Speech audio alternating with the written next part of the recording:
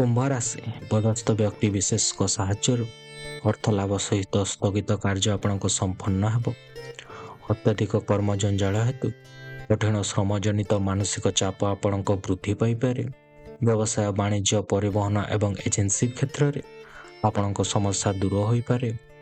ପ୍ରିୟ ବନ୍ଧୁଙ୍କ ଶାଳୀନତା ମନ୍ତବ୍ୟ କିମ୍ବା ପକ୍ଷପାତିତାକୁ ଆପଣମାନେ ନାପସନ୍ଦ କରିପାରନ୍ତି। ସମସ୍ୟା ରହିଥିଲେ ମଧ୍ୟ ହାତକୁ ନେଇଥିବା ଗୁରୁତ୍ୱପୂର୍ଣ୍ଣ କାମଟି ଆପଣଙ୍କ ବାଧାପ୍ରାପ୍ତ ହେବ ନାହିଁ।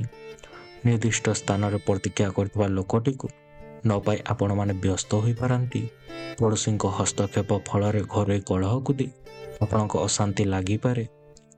ଆତ୍ମୀୟଙ୍କ ସହ ସୁହୃତା ଚେଷ୍ଟା କରୁଥିବା କାମରେ ଆପଣମାନେ ସଫଳତା ପାଇପାରିବେ।